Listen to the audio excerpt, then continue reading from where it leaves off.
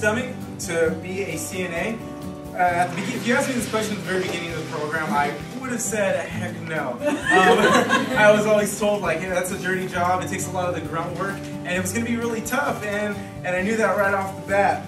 Well, if it wasn't for our teachers pushing us hard, instilling compassion in us, and helping us reach our goals, then we wouldn't be where we are today, and I wouldn't feel as prepared and as confident as I do now.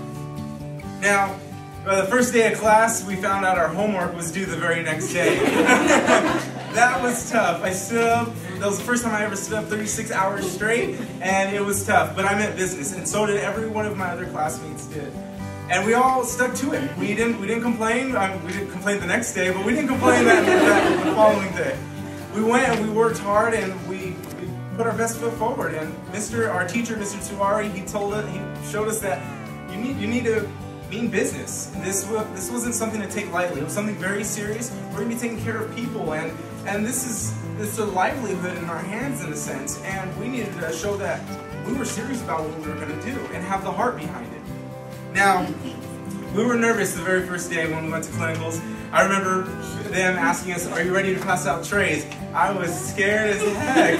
I mean, just to pass out trays. I didn't want to make a mistake. I didn't want to get the wrong resident or anything like that. But as we did it, the days went on and it got easier, and we're like, that was the easiest thing we had to do. But with each skill we learned, we realized that there was much more than the technical side to it. There was a side to it that really couldn't be taught in a sense, and it was a side of compassion. The one that just got us loving the resident, got us caring for the resident, and treating them as if they were our own grandparents, or our own parents, or brother, sister, father, or mom.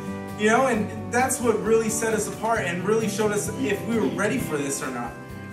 Now, our very first day we set our goals, and if it wasn't for all the people here at Reach Centers, Miss Darius, Mr. Darius, and also Heidi, Heather, and everyone else behind the scenes, my instructor, Mr. Tawari, our clinical teacher, Miss Yvette, they all helped us in many ways and they all pushed us.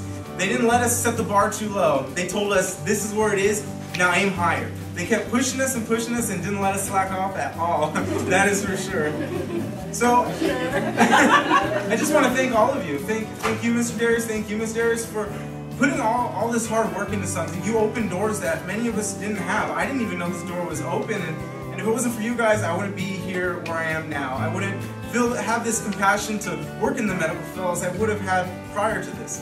Now, I was asking myself the wrong question. Do I have the stomach to be a CNA? The real question is, do you have the heart to be a CNA? And that answer is now yes.